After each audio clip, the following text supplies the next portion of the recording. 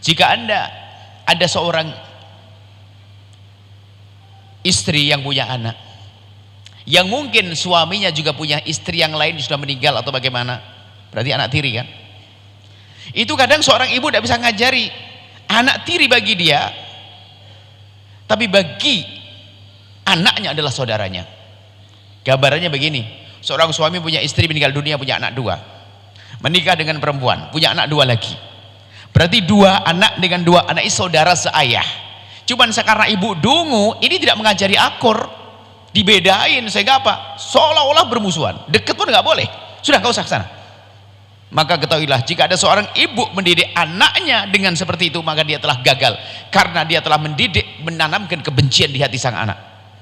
Apalagi mohon maaf, kadang suami menikah, boleh istrinya dua misalnya, wah itu lebih serem lagi ini, suami istrinya dua, sehingga apa?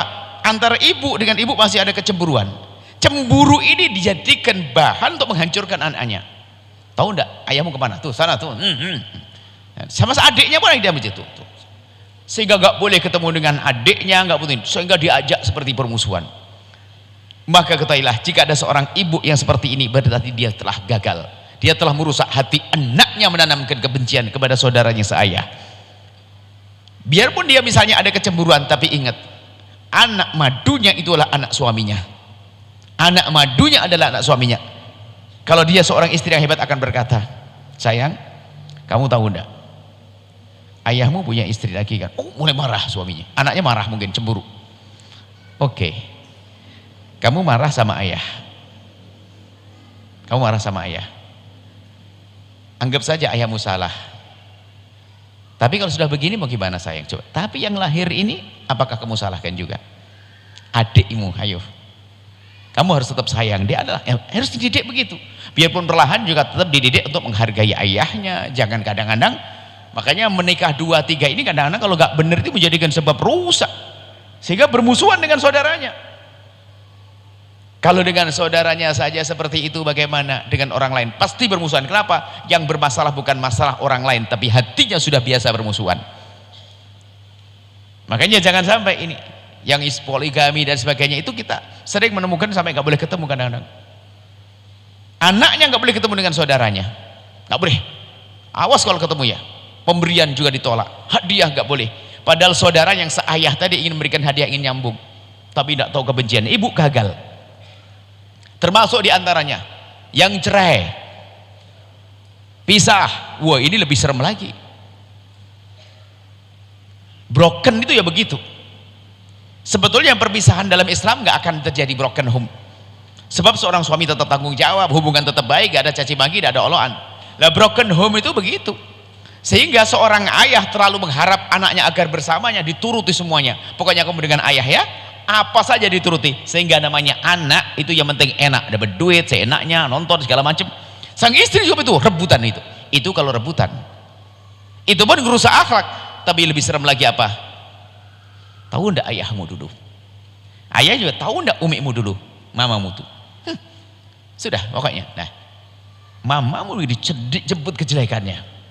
Sebetulnya seorang suami yang menanamkan kebencian anaknya di dalam hati anaknya kepada ibunya, maka dia suami gagal.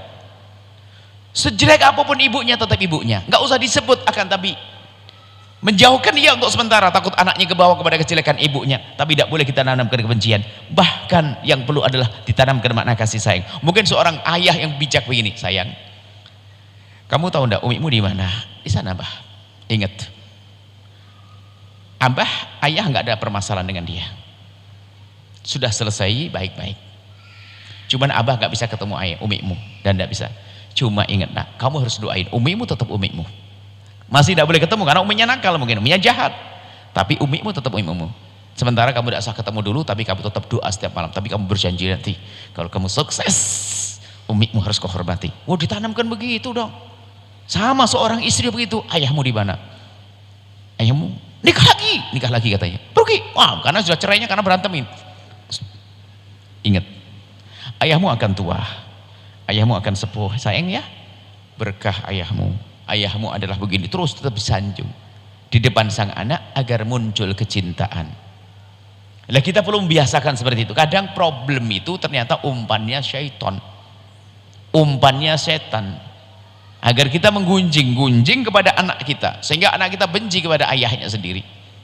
Anda seorang istri gunjing sama anaknya, atau memfitnah, atau menanamkan kebencian, ngadu domba, sehingga sang anak diam-diam sudah tidak hormat sama ayah.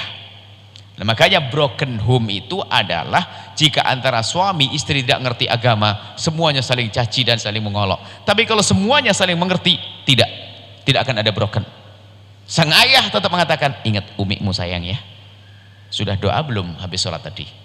Kau kirim hadiah ke umikmu, kau kirim ini. Terus sang ibu pun juga demikian, biarpun sudah gak ada hubungan, tapi menanamkan kecintaan di dalam hati seorang anak. Banyak sebetulnya kita ingin melacak apa sih yang ada di masyarakat ini, kejadian-kejadian kebencian, adu domba halus.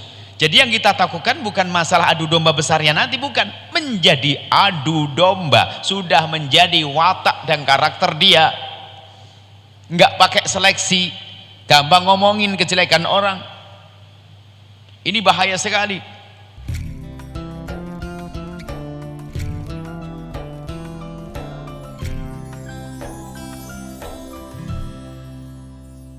Sahabat Al-Bahjah TV, setelah menyaksikan video ini, jangan lupa bersolawat kepada baginda Nabi Muhammad. Shollu ala Nabi Muhammad. Allahumma sholli alaihi wa ala alihi wa sahbihi.